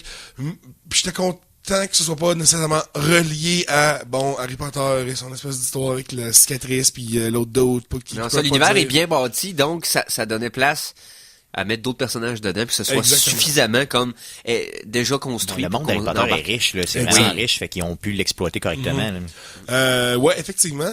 Et puis les créatures mythologiques mythiques qu'ils nous présentent sont le fun. Il y a une couple de petites scènes que il voulait que ce soit vraiment charmant. J'ai comme... ça c'est pour des jeunes, peut-être un peu plus jeunes. Ouais, pas pour des jeunes. Mais tu sais, à un moment donné, il y a comme un parce qu'en fait, il y a comme 3 de ces bêtes qui s'échappent de New York. Donc, faut qu'ils rattrapent, tu sais. Il y en a une qui est invisible, donc c'est un peu plus dur à rattraper. Il y en a un qui est un gros rhinocéros qui est en chaleur. Fait que là, mais bon, cette scène-là, que le rhinocéros en chaleur, c'est le gros rhinocéros avec une corne qui fait de la lumière. Right? Okay. Ça se veut drôle, j'imagine. Non, mais c'est parce que lui, il se met des phéromones sur les poignets, puis il se met à faire comme la danse il se met comme à séduire dans le fond le rhinocéros, puis il y a une petite partie de moi qui était comme, c'est un petit peu fucked up. Dans le sens que ça va mal finir, Buddy. Ben, non, mais... Surtout s'il y a une corne qui illumine, ça risque de finir très mal. Non, c'est ça, tu risques de savoir exactement où ça finit mal. T'as beau être le plus grand vétérinaire du monde, là, je suis pas mal sûr que c'est pas comme ça que tu vas faire pour... Non, ça va ouvrir des choses qui ne refermeront pas tout seul. Mais... Fait, il y a une couple, attends, j'essaie de le dire poliment, mais tout ça... Tu sais, il y a plein de petites scènes un peu bizarres, mais qui, tu sais, dans le fond, c'est juste mon esprit de cynique brisé qui voit des choses dedans. Mais non, tu sais, c'est un film que je réécouterais pas, mais que j'aurais pas d'objection à faire écouter à des gens. Il donnerait combien de rhinocéros lumineux? Sur 10 rhinocéros lumineux, disons. Je te dirais, ça va être un... Combien de sternum illuminés tu donnes? Ouais, ben c'est un 6-7. Mettons 6.57. 7, parce que, tu sais, je suis généreux. Ouais. Non, puis c'est quand même un bel effort de J.K. Rowling, parce qu'elle a complètement créé ça pour le film. C'est pas adapté d'un livre, d'une série qu'elle voulait faire, ou whatever quoi. Elle a vraiment écrit ça avec un film en tête, comme un script de film. Mais si tu te sentais dans Harry Potter en l'écoutant, si au niveau visuel c'est bon, ben ça veut dire que c'est quand même relativement réussi, là. Est-ce que tu filais le Harry Potter? Je veux dire, le monde, là, bien sûr. Ben, pas lui. oui puis non, parce qu'encore une fois, moi, ce que je trouve intéressant là-dedans, c'est vraiment le côté de les mages ne doivent pas être révélés à la, tu sais. Puis qu'est-ce qu'ils peuvent faire pour tout venir un peu le Men in Black, tu sais, comme il arrive puis il wipe les mémoires. C'est plus ça que j'aurais voulu voir nécessairement que les fonctionnements du ministère de la magie en Amérique, tu sais. Mais c'est tout le fun, oui. C'est le fun de voir des elfes servir des pintes de bière dans un petit bar de jazz. Tu sais, il y a des moments où j'étais comme, OK, man, ça c'est awesome. À ce moment-là, c'est vraiment... Donc, il y a des la moments fantasy, isolés. Tu sais, vraiment bien écrit. Cool. Mais, ouais. OK, pour faire un petit interlude entre ce que t'as vu là et ce que t'as vu plus tard, on va parler. Faut que je fasse une petite breaking news, parce que les Geeks Contre-Attaque, on vous a dévoilé pendant les dernières semaines qu'on avait un man crush un peu irrationnel sur Monsieur Guillermo del Toro. Mais oui. Et on a aussi fait une chronique nécrologique au début de l'émission. Donc, je vais mélanger les deux ensemble. Oh non. Sur le Twitter de Monsieur del Toro cette semaine, il a annoncé qu'après discussion à l'interne avec les acteurs concernés, les producteurs et ses agents, il n'y aura jamais de Hellboy 3. C'est terminé. Guillermo! Tout ce temps-là qu'on s'est touché en pensant à toi en ondes. J'ai vraiment eu peur que tu me dises, là, un instant que Guillermo était mort live en ondes. Non, j'avais peur. Hey, j'étais en ondes, tu vas pas me dire ça. Non, mais c'est ça. C'est Guillermo. Plus jamais. Non seulement ça, mais possiblement qu'avec ça aussi son projet de At the Mountain of Madness. Donc, son projet de H.P. Lovecraft, si je me trompe bien, son film sur Cthulhu, et aussi serait mélangé dans les abandons. J'aimerais tellement voir un film de Lovecraft avec Cthulhu. Oui, avec Del Toro. Donc, dans quoi qu'il s'embarque prochainement, je le sais pas, mais deux de ces projets qui lui tenaient à cœur depuis longtemps semblent être morts avant même d'être nés. Donc, ça écoeure. Ça arrive. Et là là. Ouais, t'étais où? Parlant de Guillermo del Toro, les gars, je sais pas si on avait parlé maintenant, mais Guillermo del Toro est dans Sunny in Philadelphia. Il joue dedans. Oui, Sunny in Philadelphia? Ouais. OK. Si je vous dis, les gars, le mariage des McPoyle, ça vous dit quelque chose? La famille McPoyle, les deux frères vraiment bizarres. Ça me dit rien. Parce que c'est une famille extrêmement bizarre, puis le grand-père McPoyle, c'est Guillermo del Toro. Mais moi, en fait, c'est là qu'il a rencontré Charlie Day, qui pour qu'il a joué dans Pacific Rim. Exactement. Okay. Puis il fait un gros monsieur complètement fou, là, qui a une grosse barbe blanche. Tu sais, moi, je l'ai pas connu, un genre d'un gros monsieur qui crie. Mais non, pour les fans de Sunny in Philadelphia, vous allez voir que grand-papa McPoyle, c'est... On fait une petite pause musicale, puis on revient après pour ta deuxième critique. Ah ouais, down? Yes, sir. La chanson de la semaine 3! Chanson de la semaine numéro 3. Et là, j'y vais avec un peu de ce qu'on avait parlé la semaine dernière sur notre... pendant l'émission, la bande-annonce de Ghost in the Shell, vous vous souvenez, on avait été agréablement surpris par la deuxième bande-annonce. Donc j'ai décidé que, oui, on vous a parlé en ondes à quelques reprises à quel point Ghost in the Shell, le film original de 1995, est un chef-d'œuvre et un chef-d'œuvre visuel qui a été incontesté pendant presque 20 ans. Mais ce qu'on tend à oublier, musicalement aussi, ce film-là était poignant. Et là, j'y vais avec une des pièces de trame sonore de Ghost in the Shell, l'original, et on parle de Ghost City. Et quand je choisissais quelle pièce j'allais choisir de la trame sonore que je possède, je me suis dit, et celle-là, les frissons m'ont levé, puis c'est pas la première fois que je l'écoute, là. Mais il y a quelque chose avec Ghost in the Shell qui était pas dans les autres. Est-ce que tu vas garder ton linge pendant la chanson? Oui. Je vous assure que non, je vais pas garder mon linge jusqu'à ce que je sois, que je dérange personne, merci, que je fasse ça tout seul. Merci. Très honnête. J'ai pas de tatou de Ghost in the Shell à dévoiler en ondes. C'est Guillermo! Non, c'est ça. Donc, Ghost in the Shell, Ghost City, c'est par Kenji Kawai et c'est au Geek Contre-Attaque. Voilà.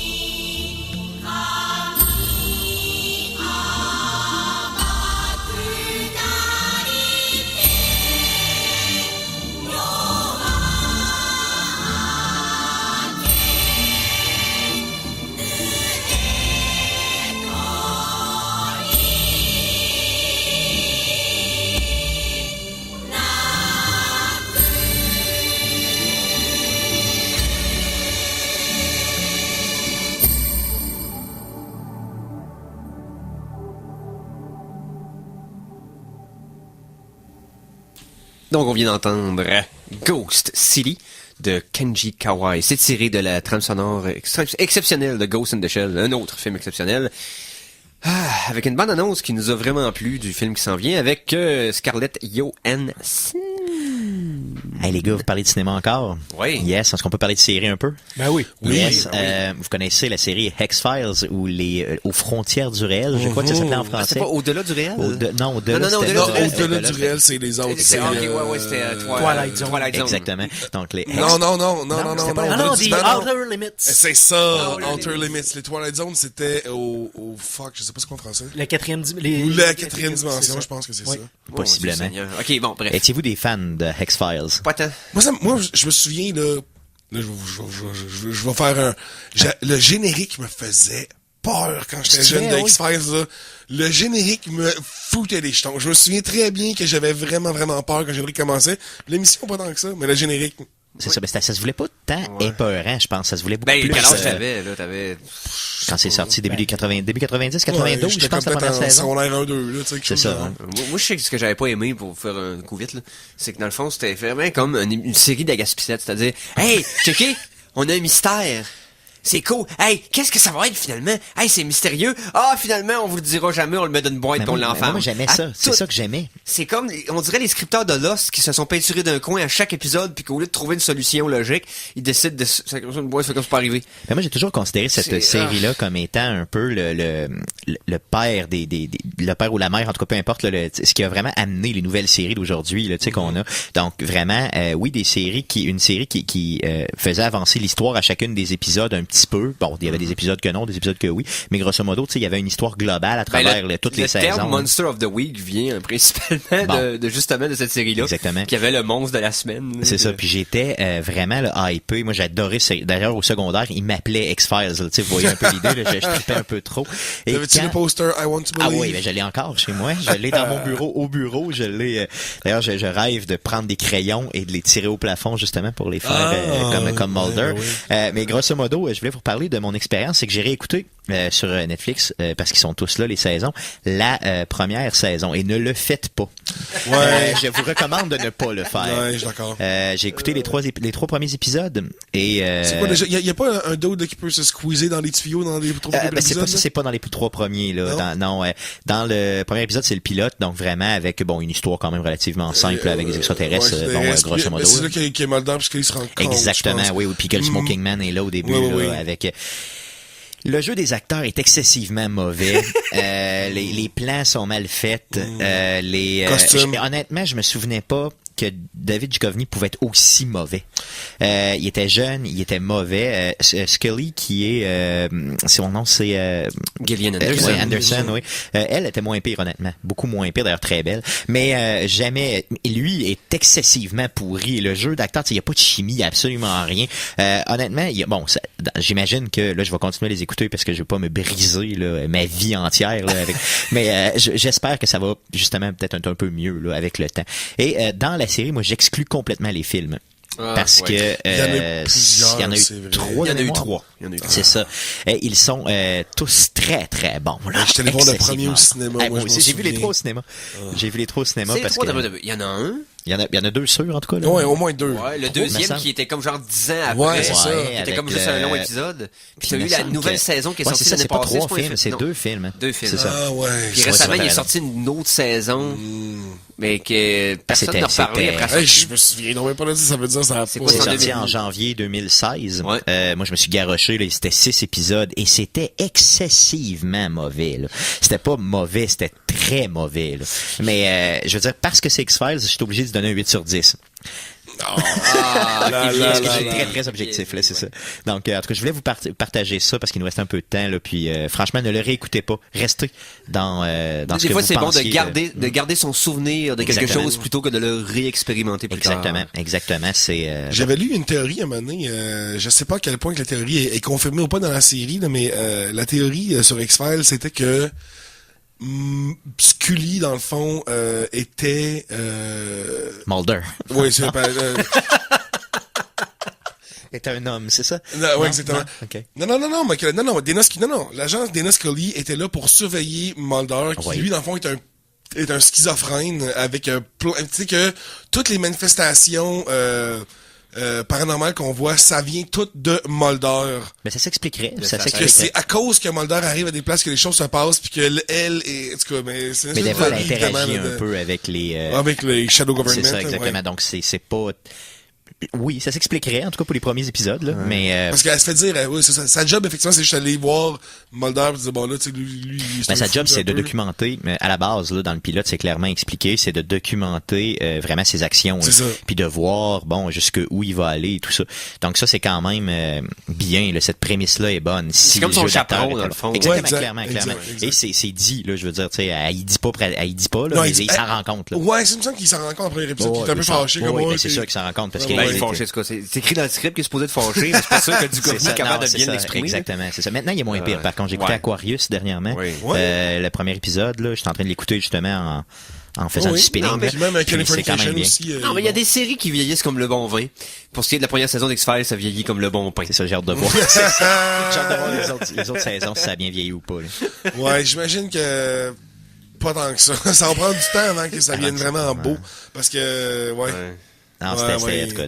Moi, ça m'avait choqué, le traitement visuel m'avait vraiment choqué, là.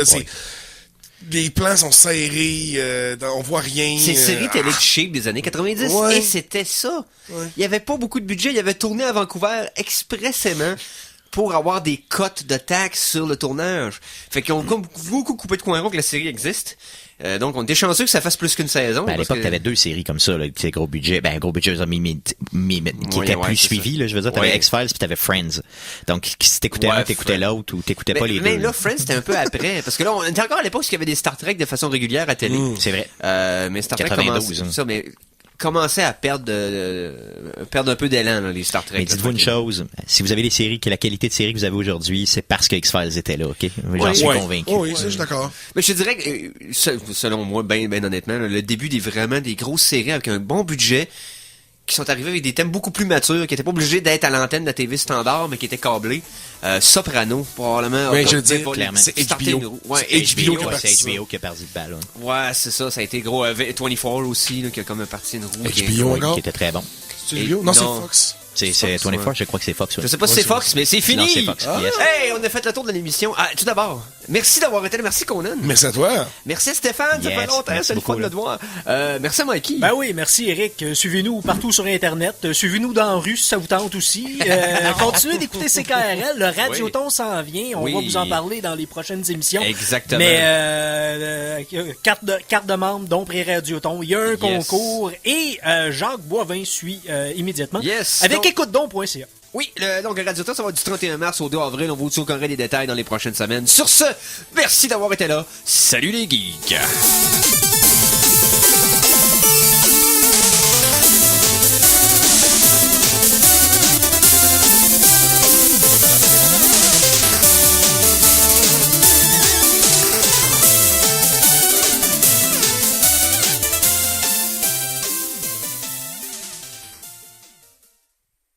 Téléchargez l'émission Les Geeks contre-attaque sur ckrl.qc.ca ou abonnez-vous à son podcast sur iTunes.